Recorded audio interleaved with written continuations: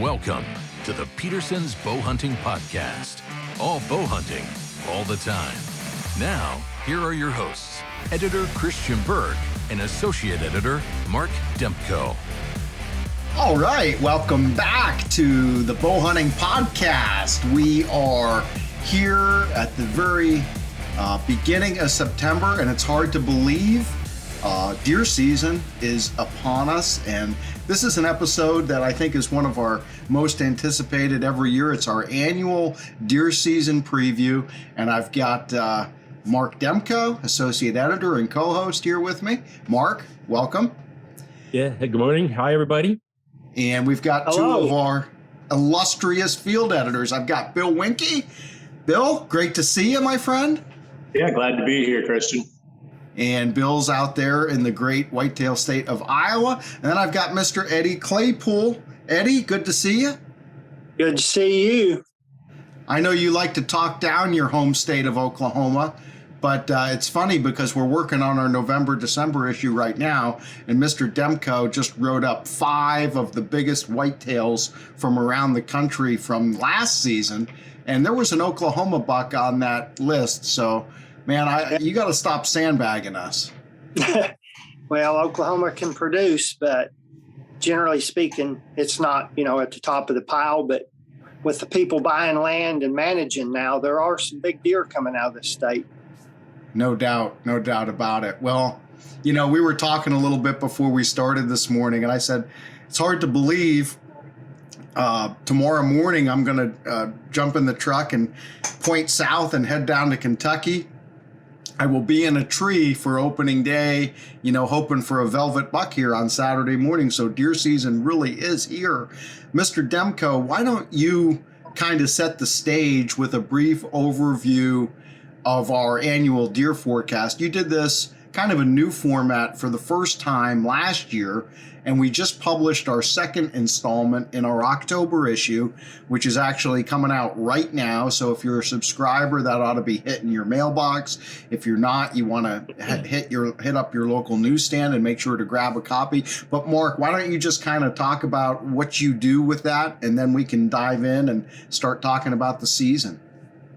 Yeah, absolutely. We were talking a couple of years ago about the upcoming football season and how people get excited to, everybody thinks that their favorite NFL or college team is going to win it all that year. And, obviously things change as the season goes along. But, when you take that and you translate that to bow hunting, you do a lot of prep work all year round, especially in the summer as you're gearing up for the season. But one way that people get all excited is they try to plan their vacation and try to weigh the odds on when are going to be the good times to head afield. So basically, we started to do this forecast to help people get pumped up for the season. And we used the Data Sport, the original Fish and Game forecast. That was sort of the first company that used the solunar tables, and they started to look at tides, moon phase, moon positioning, and things like that, and to develop the peak times for animal, fish and game movement every day of the year. So they put out these daily forecasts as when they think the peak times are going to be for movement in the field. And so then we take that and we couple that with what are historically some of the best times to be on the woods. And then we have tremendous experts on our, working with us, such as Eddie and Bill. And we have them bring in their years and years, literally decades of experience, and try to match that up with the days to give everybody sort of a look at what they could expect for the coming deer season. And obviously, we know things are going to really be dependent on things like the weather conditions, temperatures, and deer pressure, hunting pressure in your area and things like that. So sort of those hyper local conditions, it gets closer, but it's still really exciting to take sort of a mid-range look at the upcoming deer season. Yeah, and I think it's interesting that even the people, on our panel, it's funny as you're talking about the fish and game forecaster, I was thinking, I do know people, even in the industry who swear by things like moon phase or moon position. And some of those guys kill a lot of big deer. And then I think about Bill, and I'm thinking, I don't think Bill puts a whole lot of stock in any of that. But at the same time, he has his own keys that he looks for, and I think it has more to do with his historical observations and data and things like that. But, I throw it over to you, Bill. When you look ahead to the deer season, after all the years that you've been chasing whitetails, killing big whitetails, what is it that you sort of key in on, and maybe how has your outlook changed, on the way you approach deer season today versus what you might have done 20 or 30 years ago? Yeah, I think it's a lot different now. The biggest reason is the trail cameras. We had to assume so many things back in those days that we didn't really know if they were true or not. We had to guess at a lot of things. We had to look at a set of tracks and say, oh, that's a big buck, or, we didn't really know what we were doing, to be honest with you. It's more, here's some sign, maybe if I sit downwind of this sign, the buck that made it will come past. Well, that's just, occasionally it works, but it usually doesn't work. So what we've learned, I think, over the past 20 years is what deer really do and not what we think they do. And that's more based on what we've learned from studying the trail cameras and comparing notes with other people who study trail cameras. I think we know, I don't know what multiple of times more than what we did back then, but it's a lot. So anyway, you start processing all of that information over the years and you say, well, there's certain trends that you can find here, and you can back those trends up with what you see when you're hunting.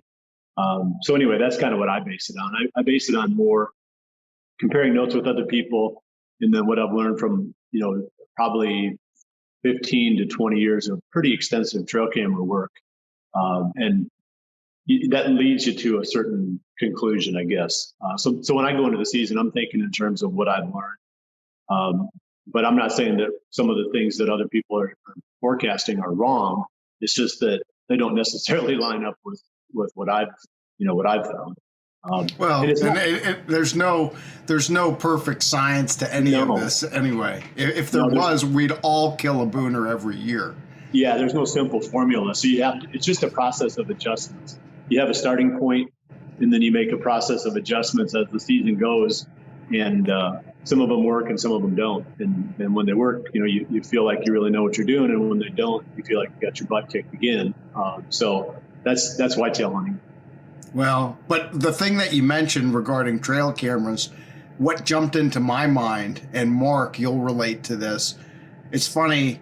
I think that just about every one of the 5 giants that you wrote up from last year for our November issue, those people were all relying heavily on trail cameras to monitor those deer. We also have features in that November issue from Clint Casper and Emily Conkler, 2 giant bucks that they killed in Ohio, trail cameras. It's a theme, it comes up over and over again. The trail camera technology is really revolutionizing the way that people hunt. And Eddie, I want to throw it over to you because I know you use trail cameras, and you can talk about a little bit on that if you want before we start to jump into these different parts of the season. But the other thing that I'd like to hear from you, Eddie, is you're very interesting in this discussion because for most of your life, you hunted DIY public land, whitetails, or on permission on private lands. And so you were always competing with a lot of other hunters. Now, I think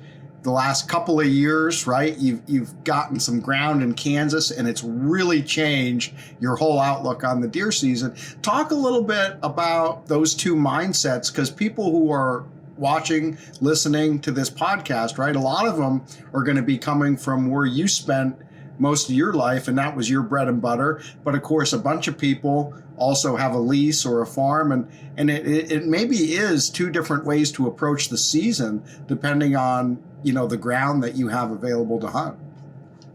Yeah, I've almost like turned over a new leaf in my whitetail hunting life because I have never had a place dependable before. Always had a lot of factors that kept me from being able to really do what Bill has done for so many years. I'm finally getting to do a little bit of that now and really observe them year round in their native unbothered habitat and learn a lot more about whitetails than I ever knew before. I just hunted them basically 2 months a year, during the rut. And I was pretty good at that. I developed a system that worked well for me, especially dealing with, a lot of high pressure situations. And it wasn't based on a lot of technology. It was just based on years of, adding up what worked, savvy, in other words, and figuring out how to beat the people and figuring out how to get where, a good buck would travel through during the rut. And now, of course, I have the other side of the coin, and it's kind of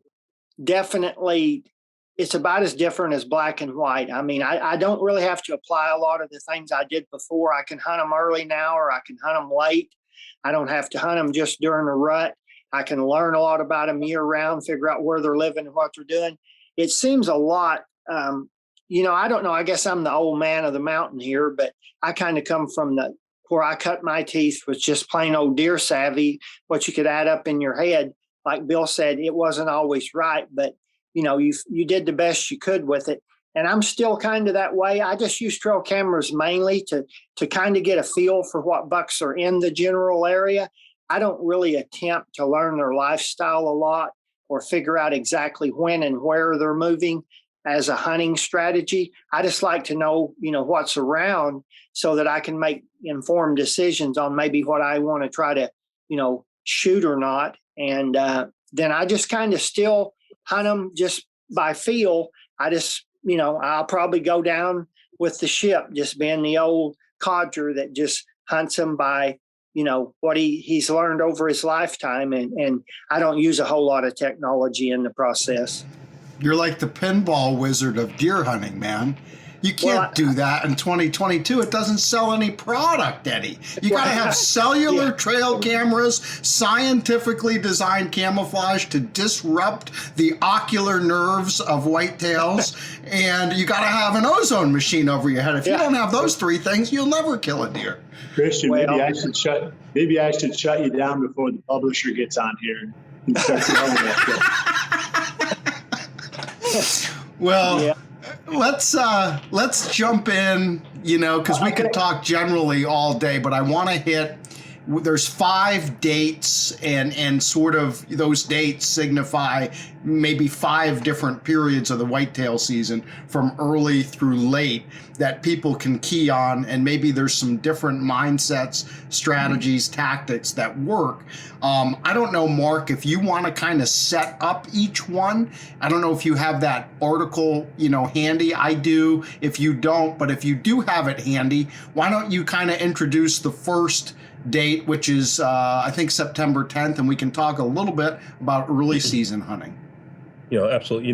Not every state has an early season opener, but there are a number. Montana, Idaho, Kentucky, where you're heading, Delaware, here on the East Coast. So there are opportunities for people to get out at the very beginning of September and do some quality whitetail hunting if you live in that state, or if you're a traveling bow hunter. And looking at the forecast for this year, one day where the movement really coincided well with an evening hunt was Thursday, September 8th.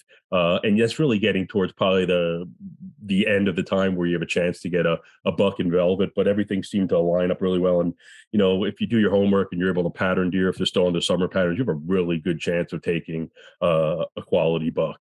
And I've had some success with that in years gone by, when I've been able to sort of identify a buck or two that I wanted to go after earlier in the season. While most of my hunting takes place later in the year, there are some good quality opportunities.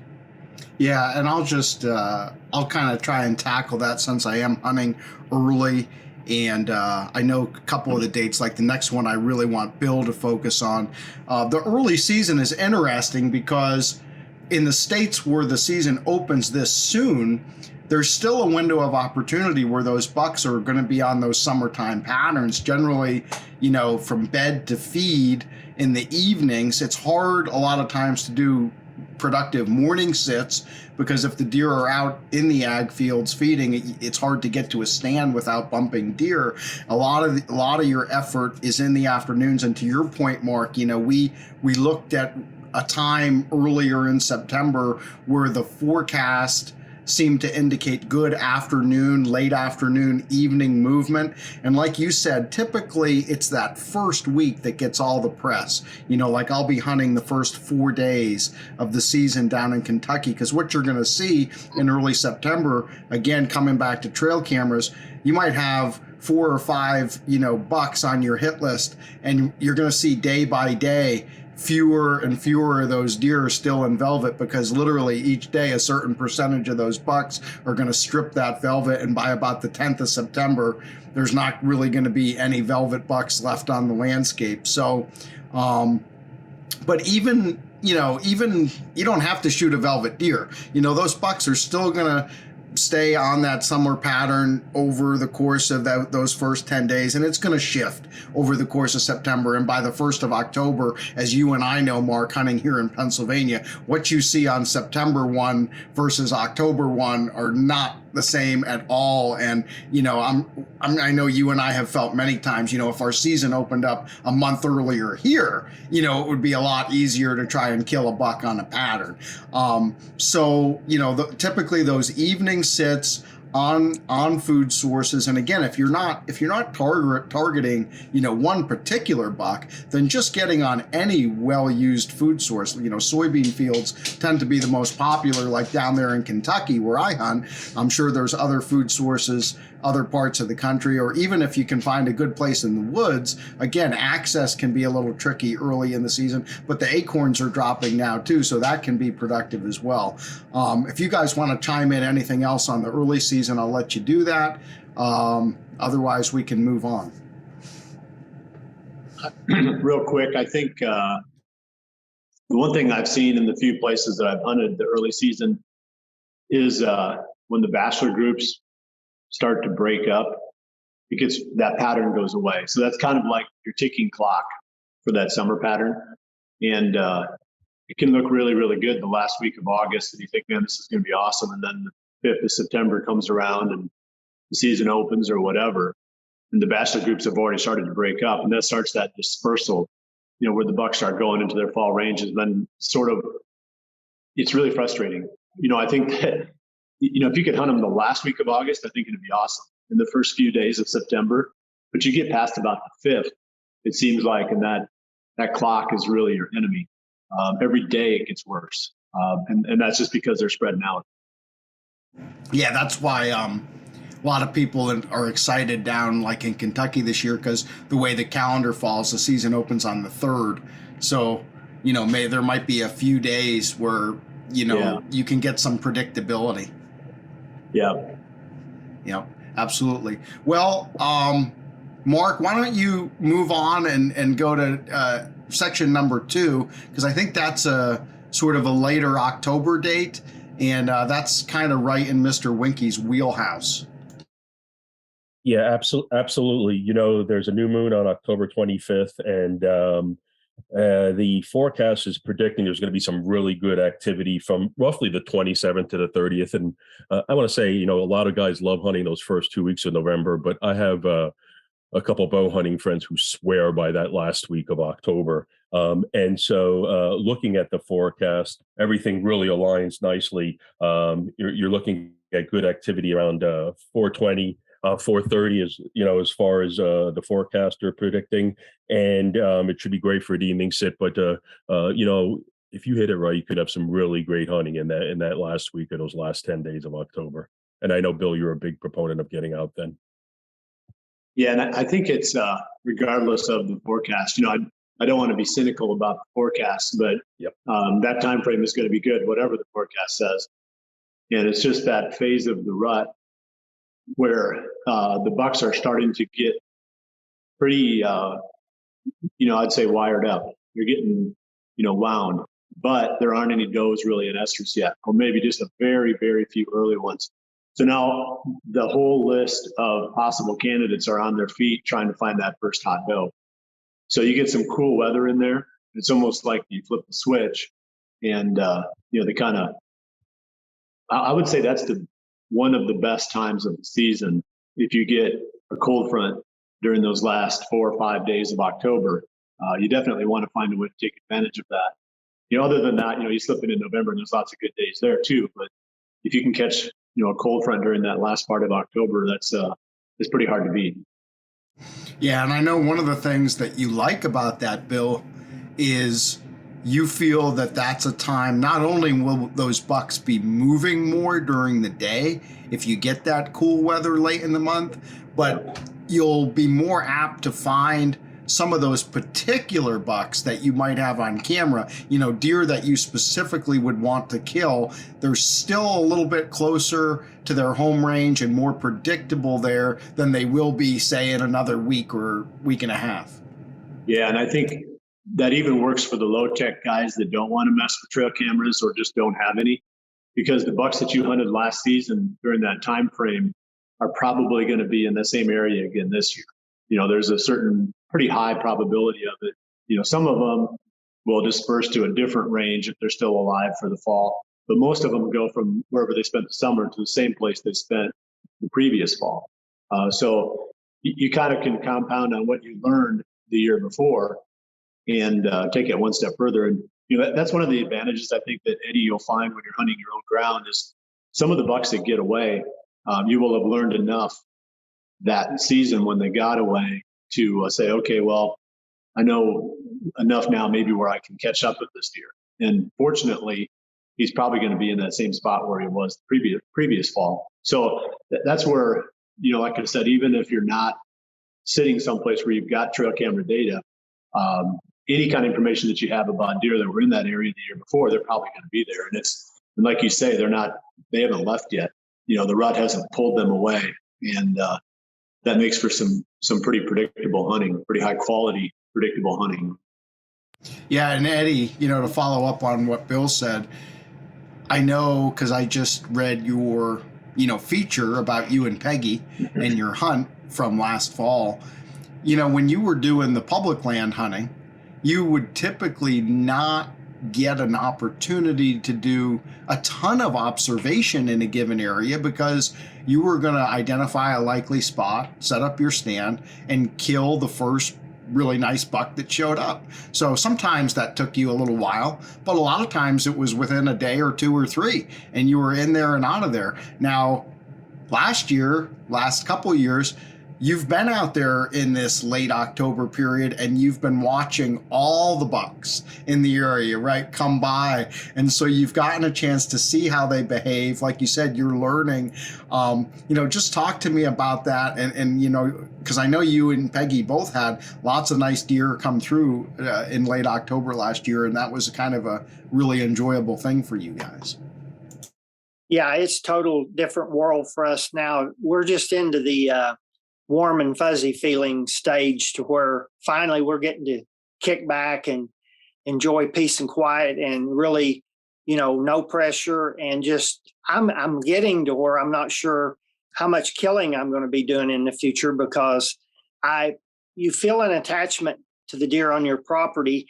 And, like Bill said, some are there and disappear, go rut somewhere else. Some will move in from somewhere in the fall that they summered somewhere else. And then, of course, some of them stay local the whole time.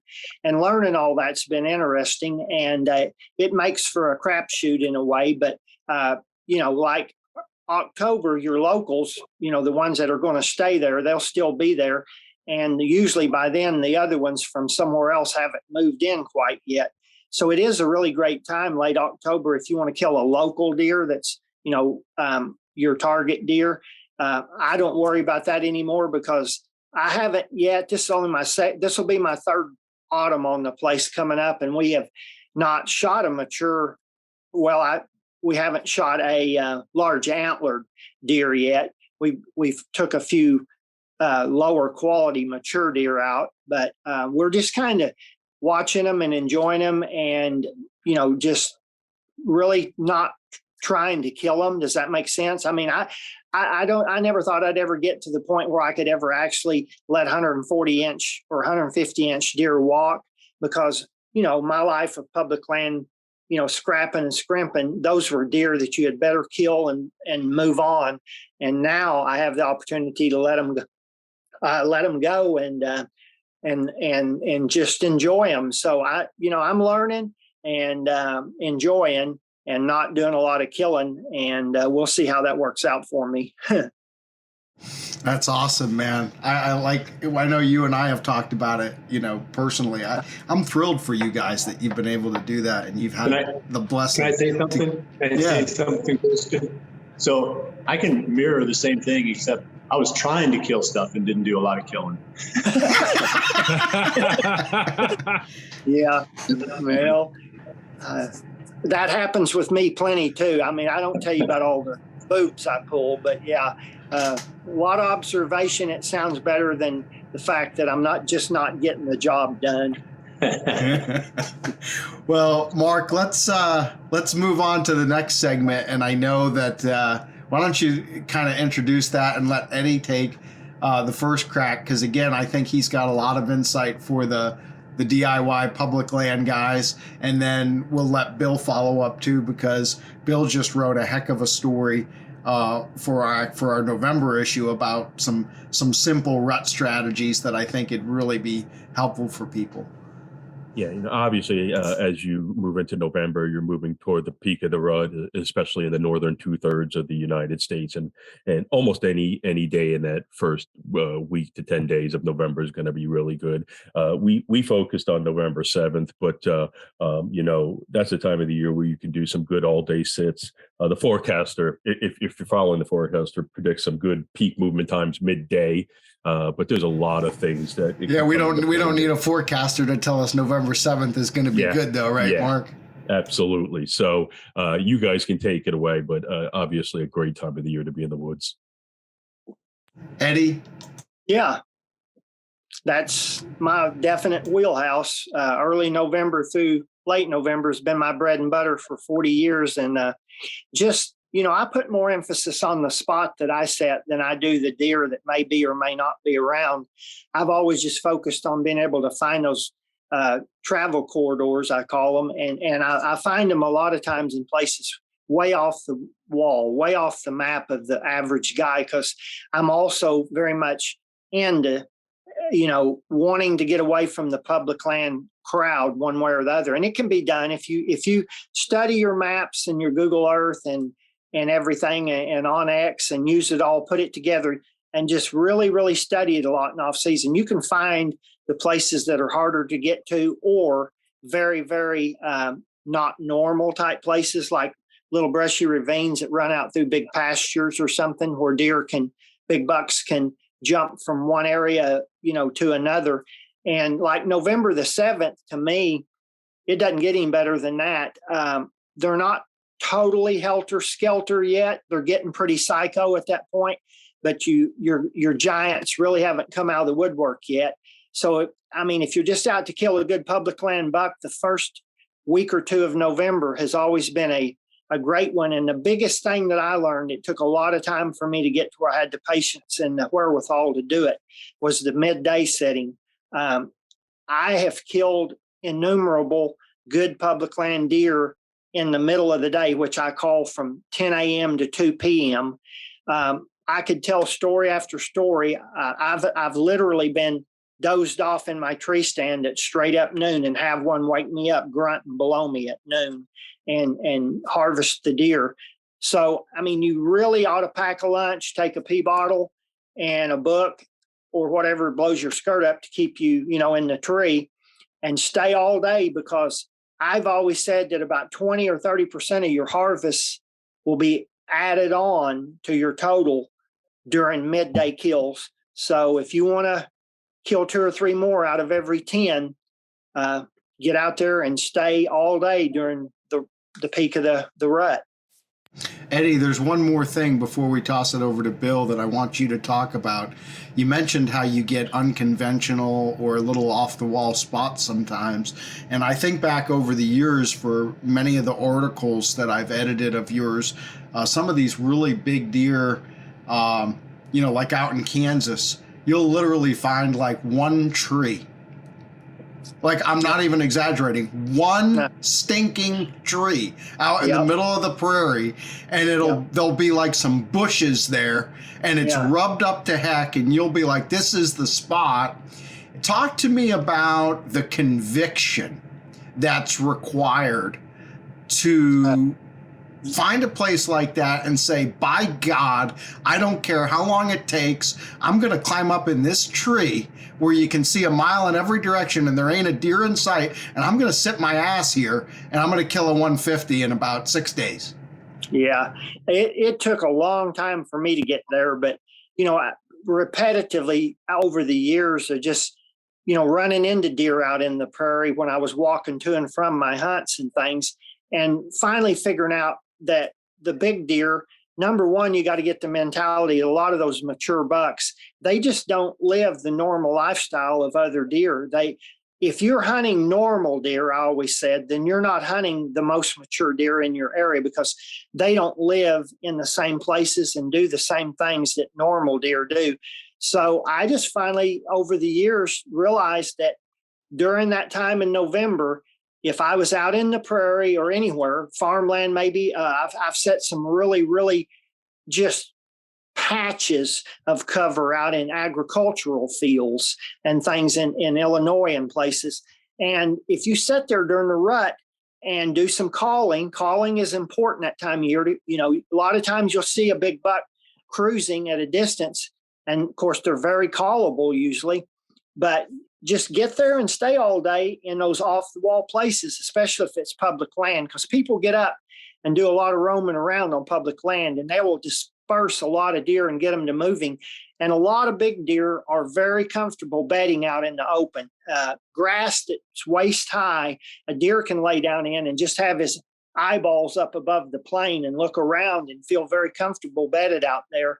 And so don't overlook open areas for big deer, especially in the rut. And a lot of bucks will run does out into those areas to breed them and keep them out in the open away from all the other deer because they don't like all the other bucks, coming by and trying to take their estrus doe away from them, so they get them out in the open and get them away from the rest of the herd.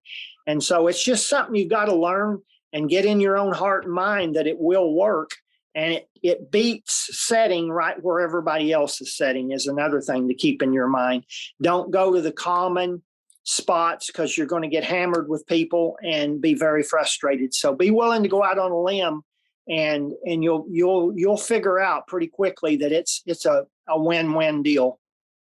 Yeah, as you're talking about that, Eddie, I'm thinking, I think we all know spots where we can go like every day and see a bunch of deer, but none of them are the buck that we want to shoot.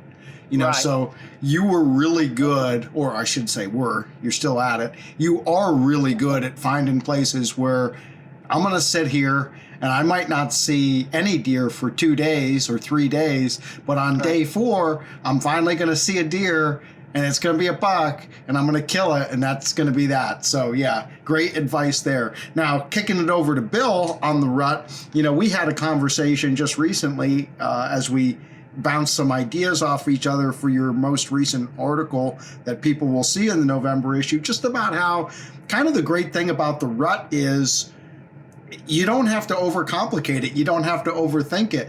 It's, deer hunting at any time of the season is all about being in the right place at the right time. And there's no righter time, to be grammatically incorrect than the rut. That is the right time. So now all you need is the right place. And there are a handful of really right places to sit during the rut.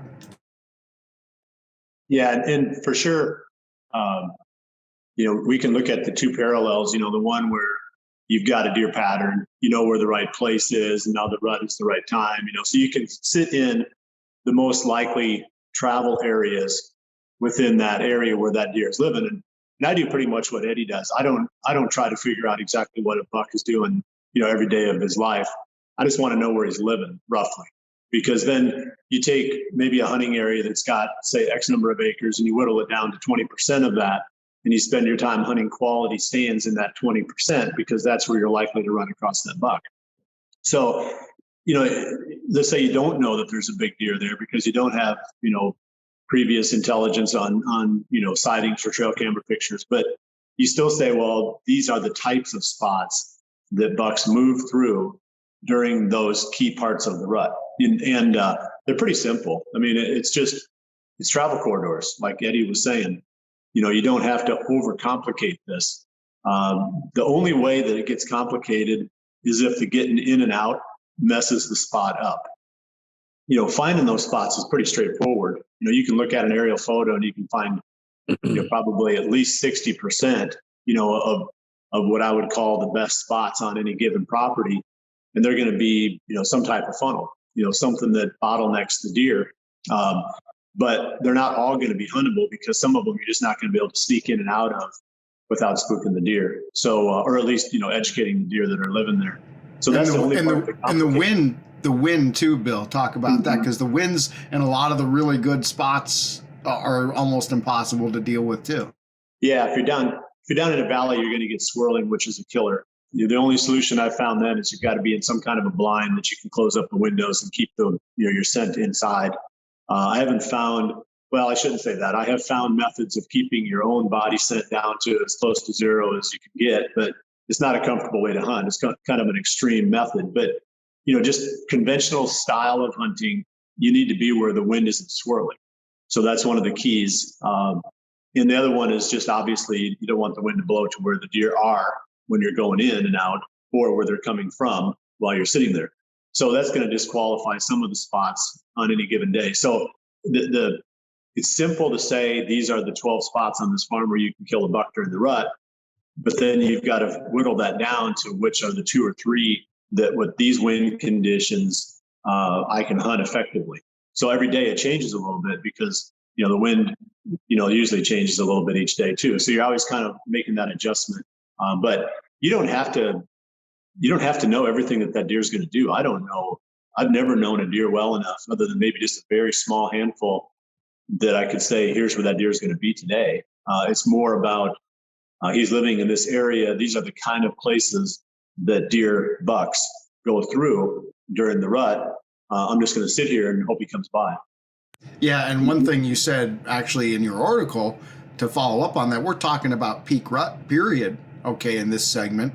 And you talk about, hey, I don't know where this buck is going to be every day. A buck doesn't know where he's going to be every day, because like you said in the article, he's saying, hey, I'm going to, head over to this clover field and check and see if there's any does. And while he's on his way there, lo and behold, he bumps into a doe. And, the next thing they both know, they're a half a mile away because they went and sprinted across a cornfield onto the neighbor's property.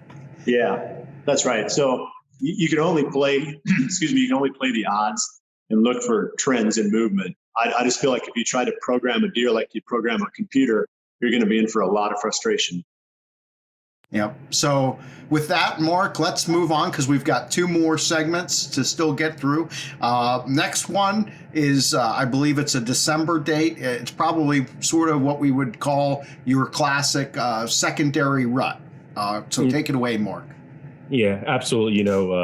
After the rut passes through, a lot of bow hunters may think their best opportunity for the year is ended, or they may switch to gun hunting. But you do have that secondary rut in the beginning of December, mid-December. And I will say, years ago here in Pennsylvania, our firearm season starts usually around the end of November. And I hunt a lot of small properties, and sometimes it's hard to find deer during daylight time.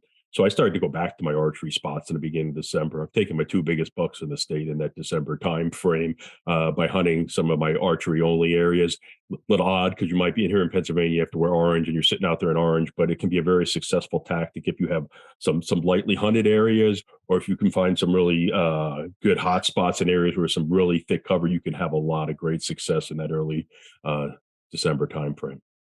Eddie, one thing that I think is to a bow hunter's advantage in December is a lot of guys by that point have given up, and they've either given up because they tagged out. So they haven't really given up, they tagged out, but they're out of the woods. And then the guys that haven't tagged out are discouraged because they hunted in October, they hunted during the peak of the rut. They were sure that they were going to kill their buck, during that magical, first 2 weeks of November. It didn't happen. Now the holidays are upon them, right? Mama's a little upset because he's spent too much time in the woods and he's got to get ready for Christmas and all that. And so, I know you've killed an awful lot of good bucks during that December period. And when you are going to have those does that weren't bred, the first time they came in, and those bucks are still going to be looking for those deer and moving around.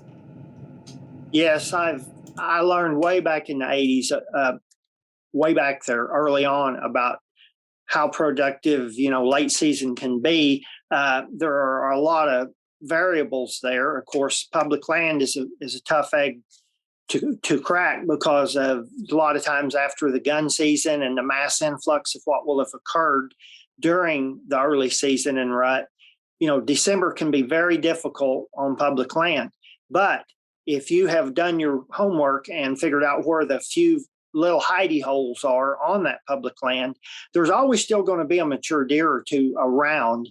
They don't all get killed every year. And so you just got to figure out where those real remote spots are, and hopefully in conjunction with a food source, because late season, as you get into November, the does will start to yard up on food sources. I've had good luck late season on winter wheat or late acorn crop somewhere. Red oaks sometimes certain trees will drop acorns real late, and you can get a pretty good concentration of does. And all you got to know in early to mid-December is, if you got a good concentration of does in a fairly unbothered spot, just hang around the fringes of it each day according to the wind. Get around where these does are feeding. Get on any side of it. It's hard to get in there. You got to usually take one day and do a little disruption. But if necessary, go in there and set up 2 or 3 or 4 stands around the perimeter of the feeding area. And then I have called a number of bucks into me that were chasing hot does in early December. Actually, plumb into Christmas week, I've seen some giant bucks between Christmas and New Year's trying to breed yearling does that were evidently young does that had come in heat.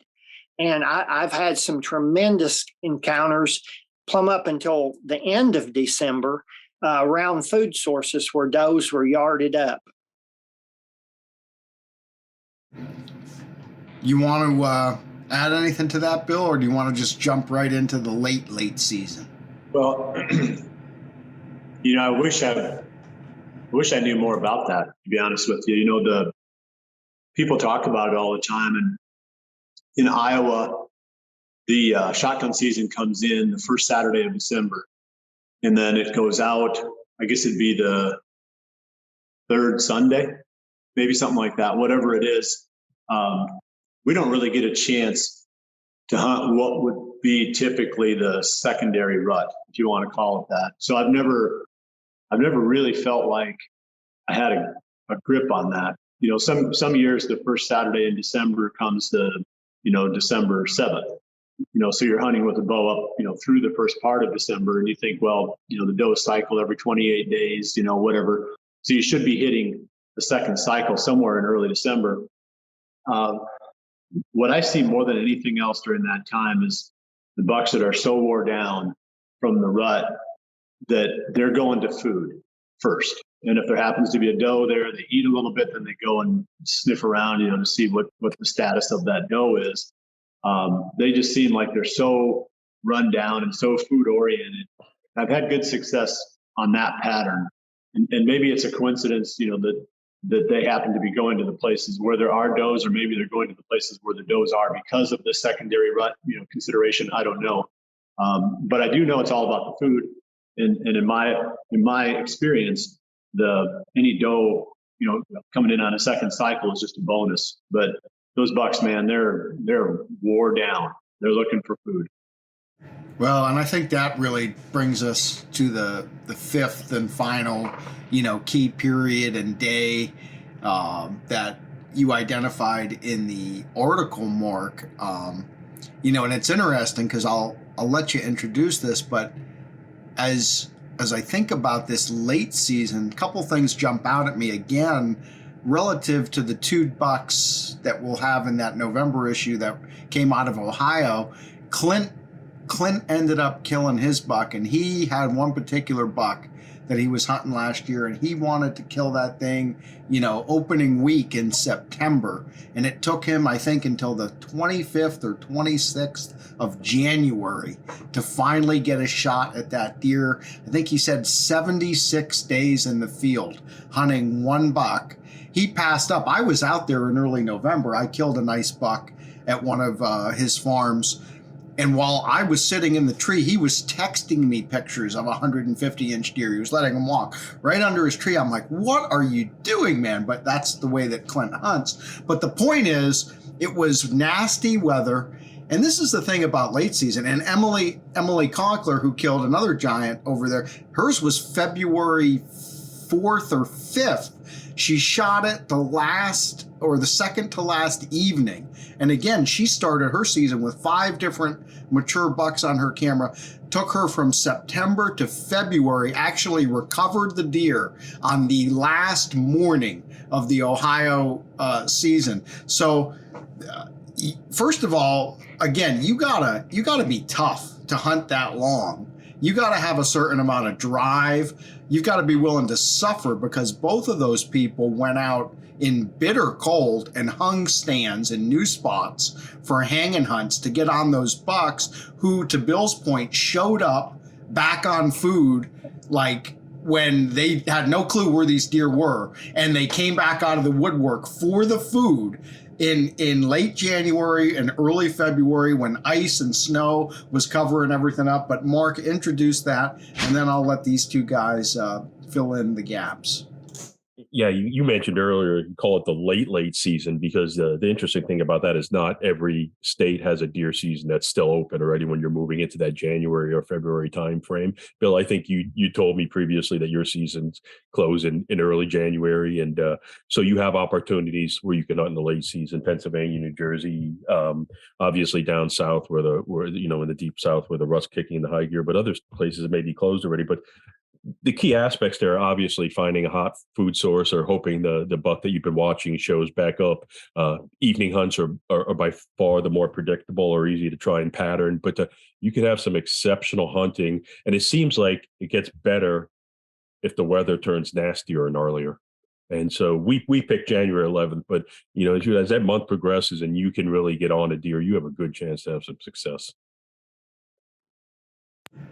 Eddie, you want to jump in? You ever do? I know you've done some pretty cold, nasty hunts. I can think of articles you've written for me. There was one particular one, just to jog your memory. I think you were set up on a hillside along some railroad tracks somewhere, and you had a big buck. I don't even remember what state you were in, but you remember the hunt I'm talking about? Yeah, that was a Wyoming whitetail. I killed it on the last day of season, and the wind chill was 35 below zero. It was an endurance hunt back in the day when I was tough as nails and dumber than rocks. But anyway, but I probably am not the best authority on it, because my season has always ended by the end of December every year, because for the past 28 years, I'm always in the desert by January 1, hunting a little desert whitetail. So I probably ought to defer on this one and let Bill talk about it. Yeah, the biggest challenge that I find as a bow hunter during that time frame is the fact that most of the smaller food sources are gone. The deer have eaten pretty much everything that's there through the early part of the fall into the early part of the winter, or the mid-fall through the early winter. So now you've got these little 1 acre clover fields, kind of not drawing any deer. Maybe you got a small bean plot or something, the corner of some field that was good in November. It's not pulling anything. So the deer are going to the big fields because that's where the remaining food is. And it's so hard to bow hunt those spots. I mean, I call it, trying to bow hunt from a rifle stand.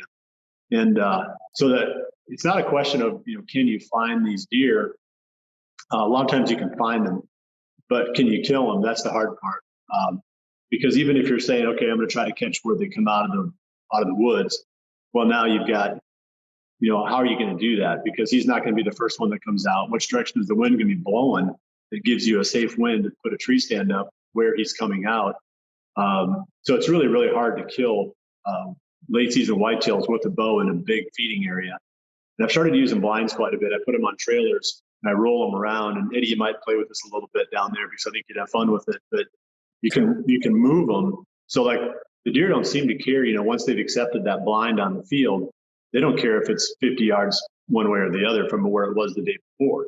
So you can kind of tweak your way in on them sometimes, and because then all you have to know is where they end up in the field. You don't have to know where they come out, because you're not going to, excuse me, you're not going to get away with hunting them where they come out anyway, because there's no safe wind. So that's one thing that's kind of worked, but it's been very, very frustrating. You'll see them. You might even see them every single day, or let's say 3 days a week, coming out into these bigger feeding areas, and you just can't kill them.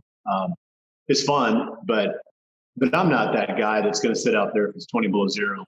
I might have done it a little bit at one point in my life, but I'm just going to be honest with you. That's just not fun.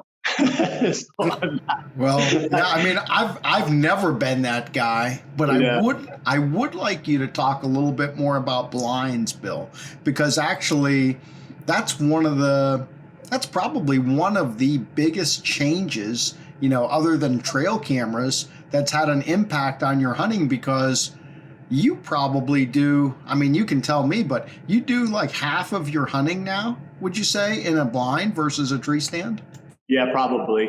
It depends on the year, the location, where the deer is that I'm trying to hunt, whatever, the situation dictates how you hunt.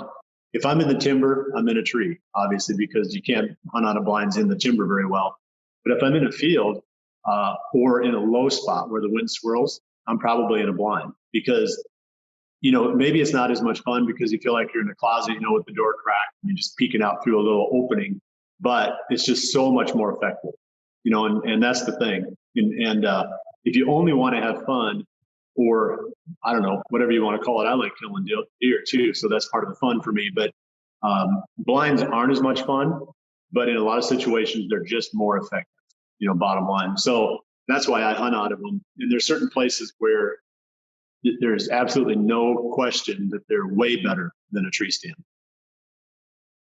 Yeah, and we could do a whole episode on that sometime. Eddie, do you have anything to add on any of that late season stuff that we've talked about, or even blind hunting? Not really. Both topics are not my forte. I haven't spent a lot of time in blinds on whitetails.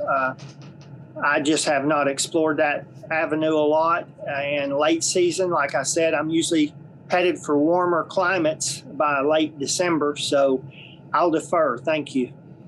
All right, why don't we close with this, and I'll keep it with you, Eddie. Why don't we close with each of us just giving our own little personal outlook for the deer season, like a minute or less, or is there a particular deer, that you have on your radar, or what are your travel plans and the hunts that you're really looking forward to?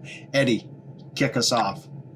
Well, I'm going into the golden years. My outlook mentally and physically is changing drastically, and I'm just looking forward to the season in a more mellow way now.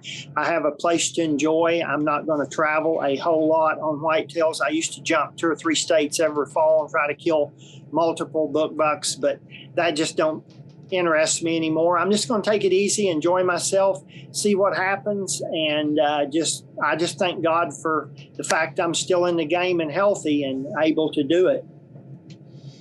That's awesome, man. You've earned the right, and you have a collection of antler that few other bow hunters in North America will match. So if you want to put your rocking chair up in the tree here for a few years and watch the bucks run by, then that's fine with us.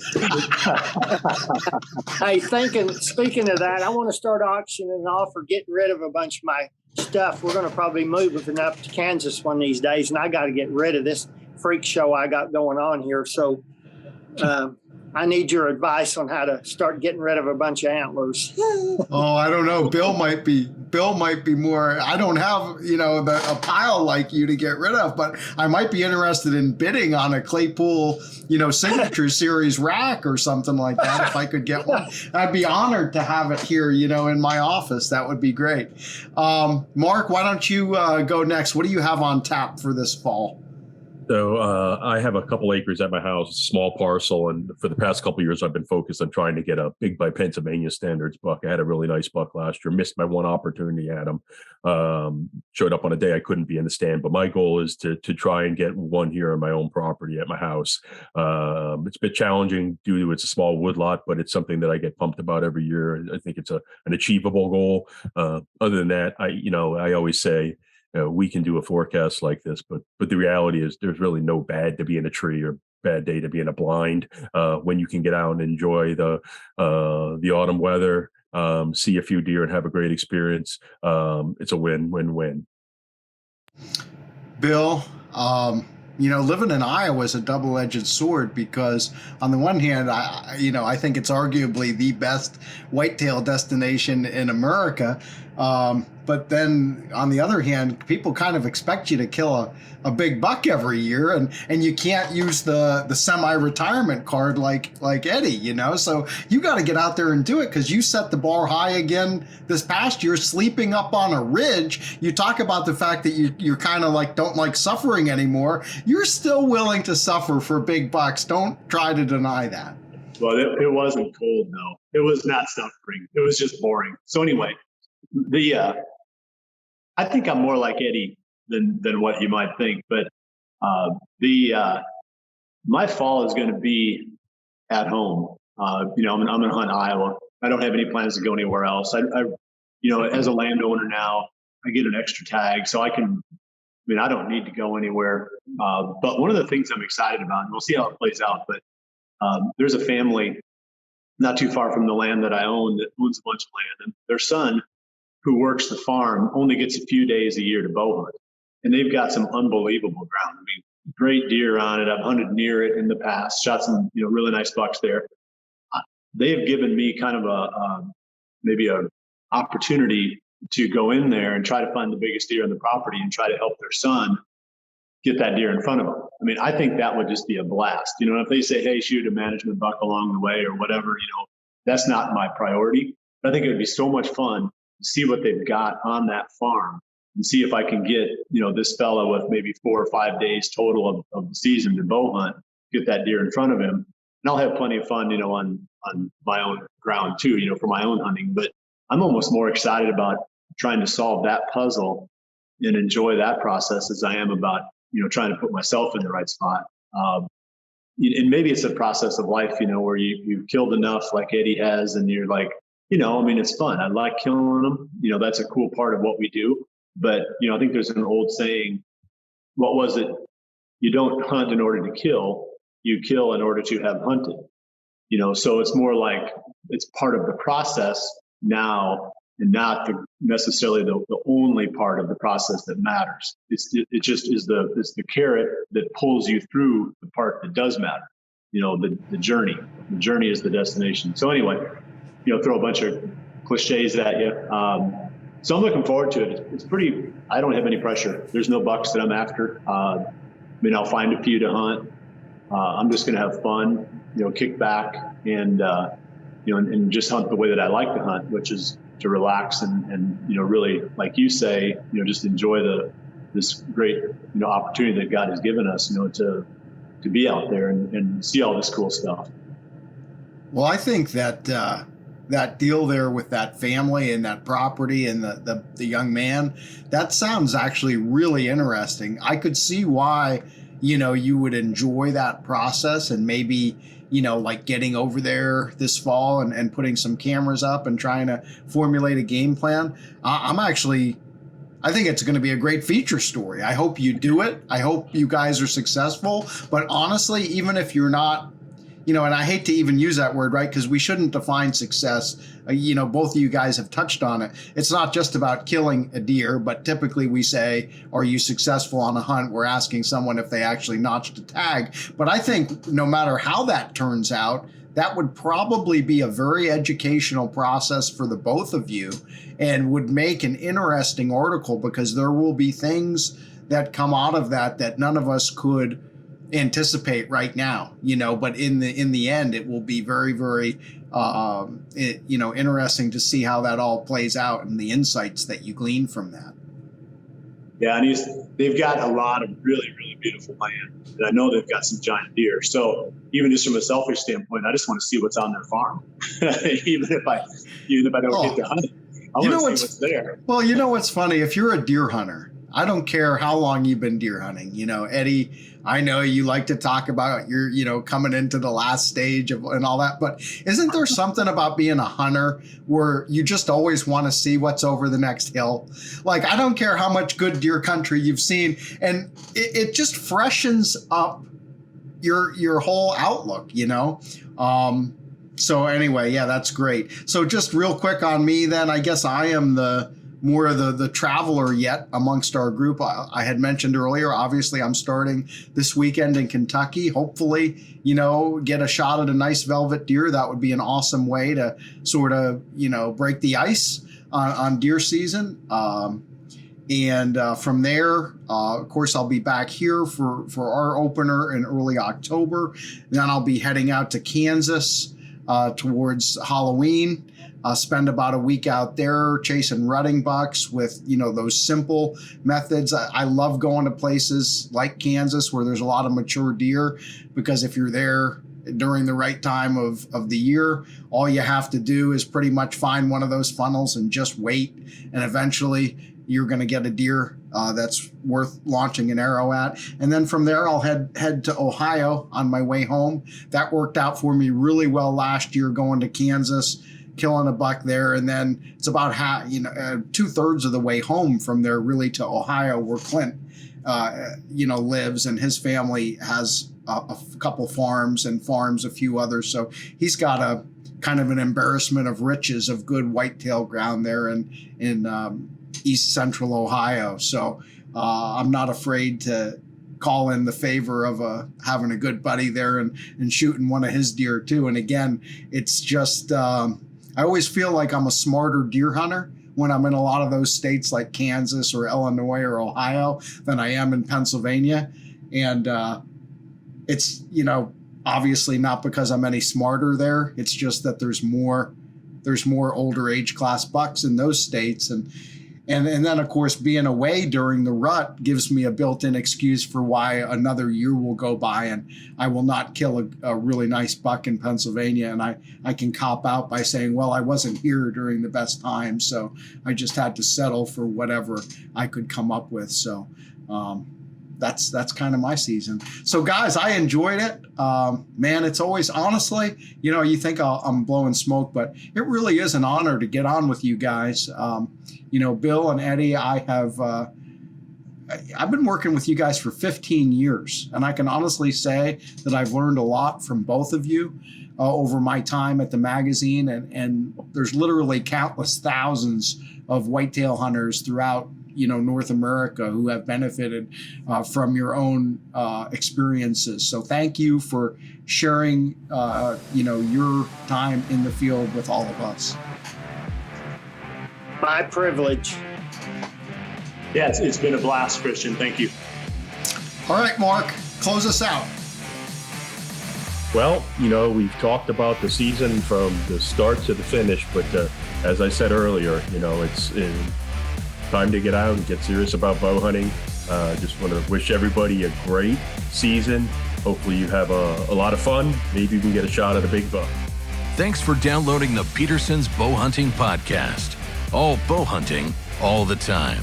Pick up the latest issue of Petersen's Bowhunting Magazine on your local newsstand, or connect with us online at bowhuntingmag.com.